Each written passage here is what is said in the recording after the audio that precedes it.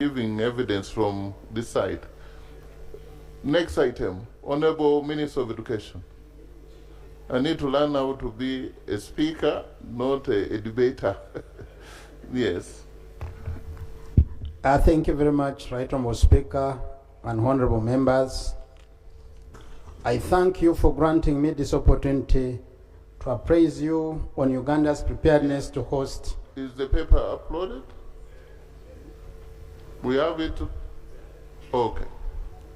Continue, sir.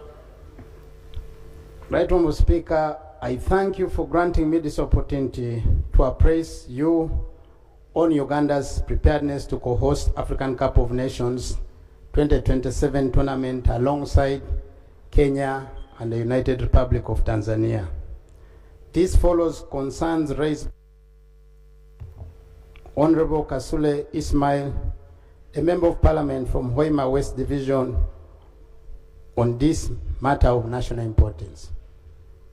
Right Honourable Speaker and colleague, co-hosting a tournament of the magnitude and the complicity of the African Cup of Nations is not an undertaking that can be delivered by one ministry, department, agency, or sports federation acting alone. It requires a well-coordinated whole-of-government and whole-of-country approach.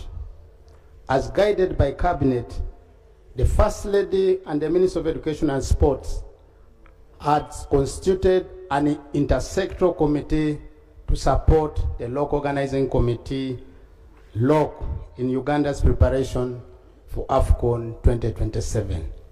Furthermore, government planning for AFCON 2027 has been guided by the number of key assumptions. This includes the fact that the tournament will be jointly hosted by Uganda, Kenya, and United Republic of Tanzania. That it will run from 19th June to 18th July 2027. That Uganda will host matches at Mandela National Stadium, Namboole, Hoima City Stadium, and we have a backup stadium, which is Akibwa Olympic Stadium. And that two competition stadia together with attendant training facilities must be completed by 31st December 2026. In 2024, Cabinet not only approved the government guarantees to the Confederation of African Football, but also approved a budget of 1.35 trillion towards the infrastructure, logistical, operational costs associated with the preparation for both African Nations Championship CHAN 2024 and AFCON 2027, including Uganda's obligatory commitment fees to CAF. In addition, government has approved 905 billion to meet contractual intersectoral funding and administrative requirements for AFCON 2027. Right Honourable Speaker and honourable colleagues, additional commitments include following major intervention. 1. Support to upgrading of selected hotels in Hoima and Masindi through a special credit facility in accordance with CAF standard. 2. Upgrading priority access roads, pedestrian walkways, and street lighting around Hoima City Stadium and Mandela National Stadium. 3. Construction of a passenger terminal at Kawalega Airport and operationalize the facility as an international airport. 4. Upgrade of Kadiva Stadium as a training facility and support preparations for the Uganda Cranes. 5. Support the local organizing committee to undertake tournament-specific preparations across its subcommittee.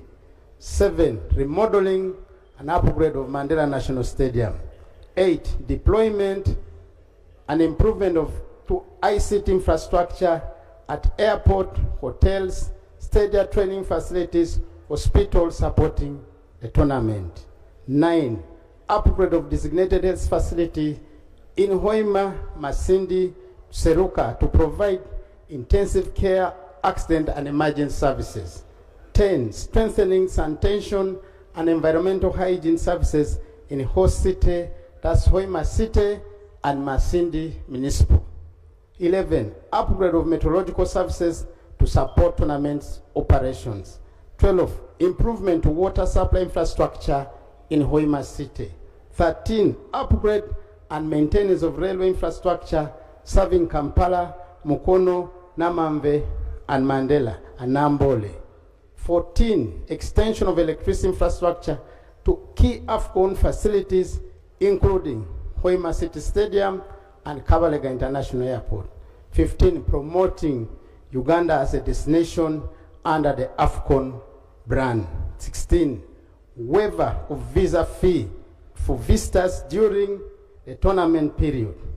17, pursuit of a joint Pamoja visa with Kenya and United Republic of Tanzania to ease movements of funds and guests.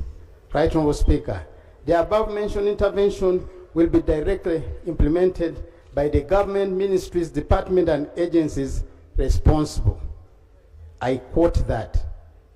The above mentioned intervention will be directly implemented by government ministries, departments, and agencies responsible. The Ministry of Education and Sports, the LOC, will play a supervisory role to ensure timely implementation of activities by MDAs and conformity to the CAF standards. The detailed update on infrastructure development in the preparation for AFCON tournament is as follows. Hoima City Stadium, works for construction of the Hoima City Stadium have been completed and the defect liability period will expire in December 2026. During this period, the contractor will undertake remedial works to address comments made by CAF after their recent inspection. We expect the next inspection on 31st of August next 2026. Mandela National Stadium. The Memorandum of Understanding between the Ministry of Education and Sports and the Ministry of Defense and Veteran Affairs for design and build works for expansion of Mandela National Stadium, Namboole, under Phase 2 was signed on 26 February 2026. Under this phase, we expect, among others, the following: upgrading seating capacity from 38,000 to 45,000, improvements and expansion of the VVIPs and VIP launches, improvements in the media tribune, stadium media center, press conferences rooms, mixed zones, spectators related areas, medical areas, among others. Right, Honorable Speaker, the contractor has completed design reviews and incorporated all observations raised by the Confederation of African Football. Structural integrity tests have also been successfully undertaken, confirming the project's readiness to proceed. The contractor remains scheduled to complete works within the timeline stipulated by CAF, that's 31st December 2026. Chambogo University Training Facility. Phase 2 construction works are progressing well and the facility is expected to be completed by August. Makere University Training Facility. Construction works are ongoing. Completion is expected by August. Hoima Boma Ground. The project is on course for completion by September this year. Masindi Municipal Stadium Training Facility. Construction works are ongoing. The facility is expected to be completed by September this year. Fufa Kadiba Training Facility. The BOQs and architectural design for Kadiba are being finalized and the site will soon be handed over to the UPDF Engineers Brigade. The scope of works include remedial works on the pitch and installation of floodlights. We envisage to complete the works by December. Why the delay? The stadium was being used by the Federation because it's a Federation facility till the end of the calendar year for football competition, which ended recently. Satito Winyi Secondary School Training Facility. The process of acquiring land at Satito Winyi is concluded and the Ministry of Works Transport is preparing the BOQs. Works will commence in August 2026 and will be completed in December. Why the delay? There was a complaint on the land. And as per the guidance from Attorney General, government cannot invest resources where we do not have exclusive ownership of the land. So the two parties had to be brought on board and finally there's a consent to that effect. So now we are ready to start work. Upgrade priority access roads pedestrian walkways, and street lighting around Hoima City Stadium and Mandela National Stadium.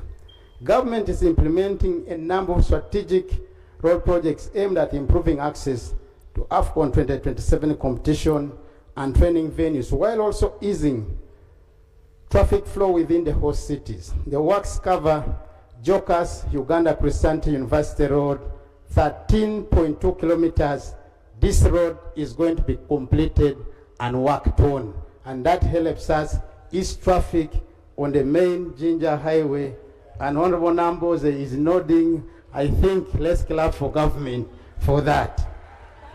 Jokers, Viogerere Road, 6.2 kilometers, Jokers, Nama, 13.3 kilometers, Chireka, Kamuli, Nalia Road, Biogerere Buto na Mugongo Road, Chalwajara, Kira, Kasangati Road, and Old Ginger Road. The project also includes improvements to Kireka and Chalwajara Junction, as well as road linkages to the Northern Bypass, Suru, Agenda, and Chiwatule, as well as roads to Hoima City Stadium. Progressing well with the evaluation of prospective contractors underway. Honorable Kasule, Ismail.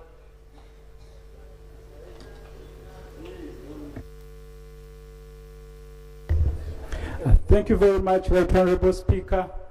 I'd like to thank the Minister for this statement, but also because my question actually really, I was really concerned about those non-football related infrastructure, and indeed you have highlighted many of them, like we've been reading. But also, Right Honorable Speaker, there is a very big gap between these ministries and also the Ministry of Sports and Education with the local leadership. When you go back, and it's not clear even on the roads that are going to be worked on in Hoima City, because he has brought it as a whole, but in Namboole and the Namave, he has highlighted clearly the roads that are going to be worked on. But when you look at Hoima City, it's not very clear. Last week we had the roads committee, and even the members in the roads committee, even the engineer of the city, they are not very certain about which roads are going to be worked on. The population has different information. There is a very big gap between the local organizing committee and the local leaders from Hoima City. Honorable Member, stick to your point. What you raised, was it answered? Well, that's... you are now raising other matters about the coordination with local committees. We don't have that time now. Right Honorable Speaker... Are you satisfied with the response? No, Right Honorable Speaker, this shows that I'm not satisfied because, one, it has not given the details. What is on ground is different, and what we are being read for here, it's also different. Because when you look, we all know that AFCON has a timeline. Honorable Member, we need you to appreciate how government works. And I need you, when a question has been raised by yourself, they are telling you that you need to resume your seat. I'm guiding so that it can help other people. You started very well. When a minister or government responds to your question, you must listen. And I think they should give you even this statement early, so that you can come here and say, I am satisfied, or this has not addressed, so that we put the minister to task. But when the minister has answered and you say, but also you have not told us about the roads in Hoima, you know, those are, please, can you answer whether this satisfies you or not? Thank you very much, Right Honorable Speaker, for that guidance. Of course, back to my question, it was about the infrastructure, the non-football related infrastructure development projects that are ongoing. And in the statements of the minister, really some have been answered and some have not been answered. Like you've guided that, well, government, that's how it operates.